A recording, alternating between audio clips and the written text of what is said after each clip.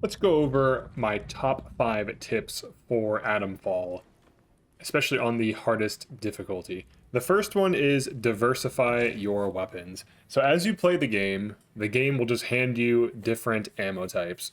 And what you should do is use your storage, the pneumatic dispatch tube, to pull weapons out as you need them. So right now we are high in shotgun ammo, so I will store some of these non-shotgun weapons that are lower in ammo, and we'll actually grab the shotgun, and now we can start using this in combat to then go through the shotgun ammo. The thing you don't want is for your ammo capacity to get maxed out in a category, and then you just end up with a resource that is not being used.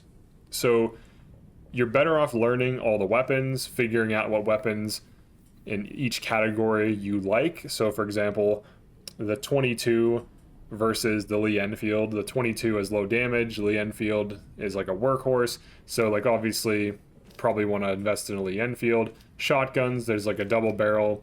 There's pump action that you like can load up to 5 before needing to reload fully.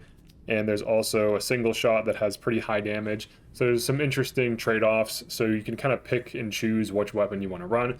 The bow is kind of straightforward. You just grab a bow and start shooting arrows at people. But diversifying weapons will allow you to leverage all of the ammo types and not have too much of one ammo type.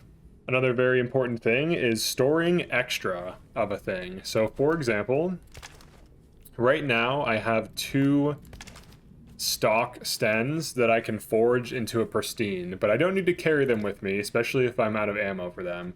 So I can store them to craft them later. So store extras of the items you want to craft to improve. Generally, you will want 4 rusty weapons, and those will turn into 2 stock weapons, which can then be forged into 1 pristine weapon. So right now, I'm looking for another Lee Enfield, and we want to get 2 more, like 1 more rusty, forge that into a stock, and then forge this stock with the new stock into a pristine. So carrying duplicates is pretty big value. And another thing you can do is when you gunsmith them into the better versions, when you barter, those are worth more. So if you want to do like weapon trading or trade an NPC for a specific like crafting recipe or just for general gear or general like consumables, or even ammo, you can do that and carry fewer items that are worth more value. So getting rusty weapons is actually really useful, and I know it seems like they're just junk and the game just keeps throwing them at you, but they can be crafted into better things that are worth more, that are also better in combat. For the third tip, I would recommend limiting your loadout. So realistically, you should have 2 to 3 guns that use different ammo types, and then maybe a melee weapon. Optionally, you don't have to bring a melee, you can just run some grenades. As long as you are good with shot placement and can easily land hits and kill. So let me show you an inventory that I would recommend running. This is like a super minimalistic inventory. You have 2 healing items. You can always craft more in the field. You have 3 firearms that use different ammo types, so that way if you get any of one of them, you can run whichever one is at the highest. So right now we need to run the shotgun a bit to leverage our 21 shotgun shells, and our rifle ammo is decent and our pistol ammo is low. So we're going to be prioritizing the shotgun, and if you want to bring a few grenades with you, that can be huge value as well. 2 Molotov cocktails that are well placed can easily kill a group of enemies and save you a lot of healing items and a lot of ammo. So crafting these can be pretty big value. So this is like a minimal inventory. This opens you up for 2 slots for picking up large guns or large melee weapons, depending on if you need them or want them. And then you also have extra slots that you can pick up other random things. So that way, when you go out and accumulate stuff, you can craft it down, turn it into things, or just bring it back to your pneumatic tube. For the 4th tip, I highly recommend exploring and scavenging everything. This game does burn through your resources pretty quickly from just playing it, so anytime you can find any resource, make sure to grab it. So any type of ammo, any type of like crafting material that you can use. For the 5th tip, I highly recommend you do not rip yourself off bartering. So bartering is one of these things where if you don't understand how it works completely, you can end up overpaying So for example, if I want a bandage and I offer like basically my best gun, first of all, this is a bad deal because this is a pristine revolver for a bandage, which is stupid. But most importantly, when you give the NPCs something, you want it to be as close to the middle as possible. The farther over the middle, the more you're getting ripped off. So right now it's pretty close, so this is like acceptable.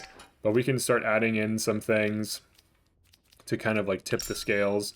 So this is like a perfect barter where it's just right over the tipping point.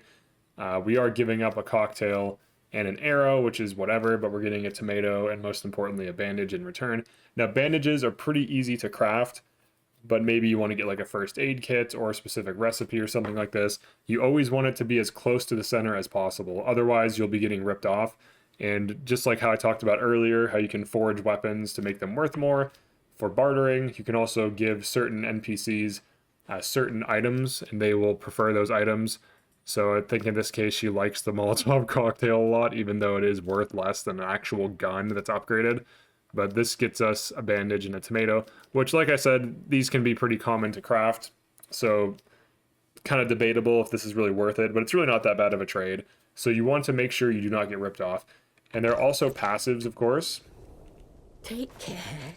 So under skills. So you unlock these as you venture into the game. There are like instruction manuals that teach you certain passives. And for bartering, there is the charisma passive.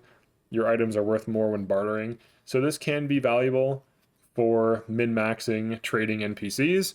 So something to look out for.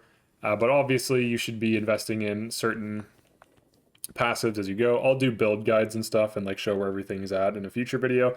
But that is it for my top 5 tips for the beginners for early game for max difficulty. So that is it for this one. Definitely like and subscribe if you enjoyed this or found this useful, and I'll see you in the next one. Peace.